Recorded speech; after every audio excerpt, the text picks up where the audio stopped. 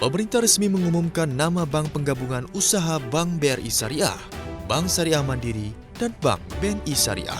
Bank hasil penggabungan akan bernama Bank Syariah Indonesia dengan kode saham BRIS. Nama ini akan digunakan secara efektif oleh Bank BRI Syariah selaku bank yang menerima penggabungan.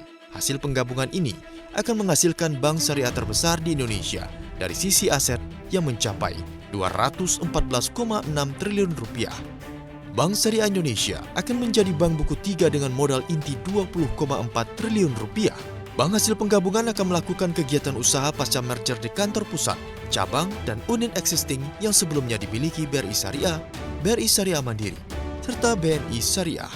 Ketua Project Management Office Integrasi dan Peningkatan Nilai Bank Syariah BUMN, Heri Gunardi mengatakan, seluruh proses dan tahapan-tahapan merger akan terus dikawal hingga penggabungan ketiga bank syariah BUMN selesai dilakukan.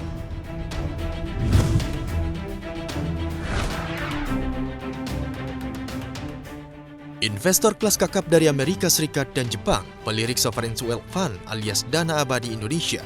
Menko Perekonomian Erlangga Hartarto menyatakan pembentukan Lembaga Pengelola Investasi atau LPI menarik perhatian banyak negara besar.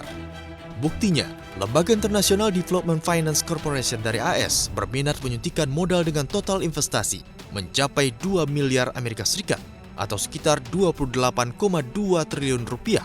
Sementara itu, Japan Bank of International Corporation akan memberikan investasi sebesar 4 miliar dolar Amerika Serikat atau sekitar 56,4 triliun rupiah. Erlangga menyatakan, kini pemerintah sedang menyusun rancangan peraturan pemerintah lembaga pengelola investasi. Dana abadi itu nantinya diharapkan sebagai salah satu solusi sumber pembiayaan dan bisa mengurangi ketergantungan Indonesia terhadap dana pinjaman jangka pendek.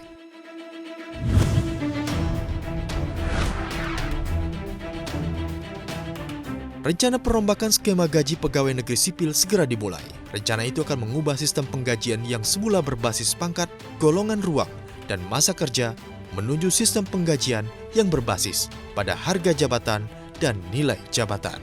Nilai jabatan yang dimaksud yaitu nilai jabatan yang diperoleh dari hasil evaluasi jabatan yang menghasilkan kelas jabatan atau tingkat jabatan yang selanjutnya disebut dengan pangkat. Selain itu, hal ini juga berhubungan dengan regulasi lainnya seperti jaminan pensiun PNS, tabungan hari tua PNS, dan jaminan kesehatan. Meski begitu, kebijakan penetapan penghasilan tersebut akan tetap bergantung pada kondisi keuangan negara.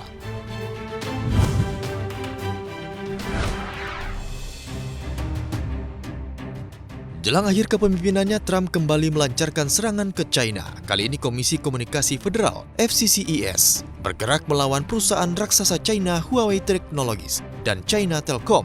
Langkah itu melanjutkan serangan keputusan yang ditujukan untuk melindungi keamanan nasional dari pemerintah Beijing.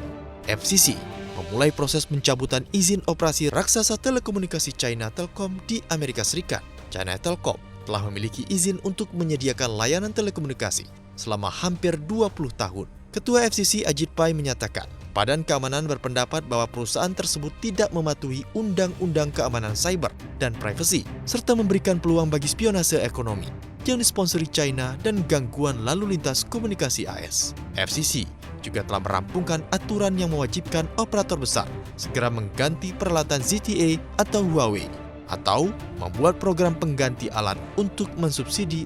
Tak tanggung-tanggung, pemerintah Amerika Serikat akan menggelontorkan 1,6 miliar dolar Amerika Serikat untuk mengganti operator dan peralatan Huawei.